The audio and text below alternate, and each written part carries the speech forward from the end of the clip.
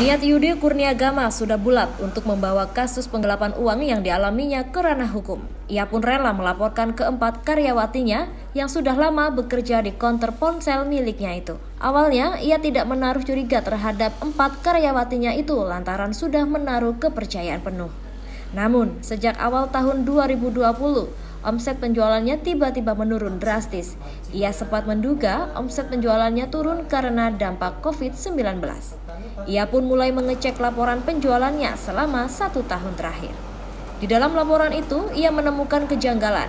Setelah diperiksa, hasil laporan dan fisik barang ternyata tidak sinkron. Dari situ, ia pun kaget dan mengetahui jika kerugian yang dialami sebesar 222 juta rupiah. Kemudian, ia langsung curiga terhadap 4 orang karyawatinya itu. Karena kesal dan sudah memiliki bukti kuat dari CCTV, ia lalu melaporkan 4 karyawatinya terkait kasus penggelapan itu. Keempat karyawati itu yakni AZ sebagai kasir, NS sebagai kasir, DU sebagai pramuniaga, dan MS selaku pelayan servis ponsel.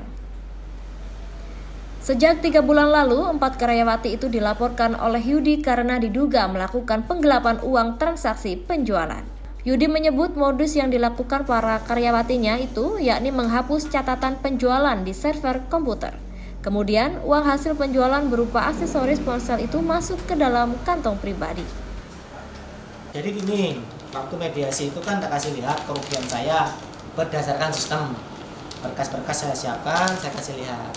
Tak tunjukkan ke mereka semua, termasuk waktu mediasi itu kan dikumpulkan 10 orang karyawan plus anggota keluarga perwakilan orang tua atau kakak datang ke rumah biar nggak salah informasi. Jadi saya kumpulkan semua di rumah mediasi tanggal 31 itu. Aksi penggelapan uang yang dilakukan 4 karyawatinya itu juga terekam CCTV yang dipasang di konter tersebut.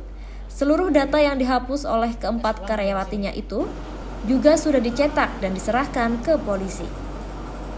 Pihak Konter Planet Cell sebenarnya sudah melakukan mediasi terkait kasus itu.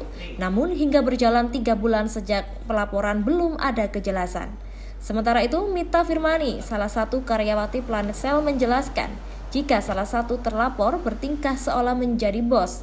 Terlapor sering mentraktir karyawan dan juga memberi pulsa gratis. Akan tetapi, ia tidak curiga atas kelakuan korban tersebut. Bahkan gaya hidup salah satu terlapor itu juga sangat mewah. Sebab ponselnya saja berharga mahal, sekitar 24 juta rupiah. Ya kayak karyawan biasa itu mas, cuma mereka kan sering kumpul di kasir gitu. Sering-sering kumpul kalau aku lihatnya. Terus kasir, bagian kasir. Samen pernah melihat mereka melakukan kasus pencurian nggak di sini? Kalau melihatnya sebenarnya pas dari CCTV, dari Pak Yudi, saya taunya. Dikonfirmasi secara terpisah, Kanit Reskrim Polsek Tegal Delimo, Ibda Edi Jaka, Supaat mengatakan sudah menerima laporan kasus penggelapan yang dialami owner Planet Cell. Saat ini polisi masih melakukan penyidikan dan mengembangkan kasus itu. Sebab selain benar-benar harus memahami laporan laba rugi konter, pihaknya juga harus secara seksama memastikan rekaman CCTV yang menangkap aktivitas keempat terlapor tersebut. Dari Banyuwangi, Krida Herbayu, Nasional TV melaporkan.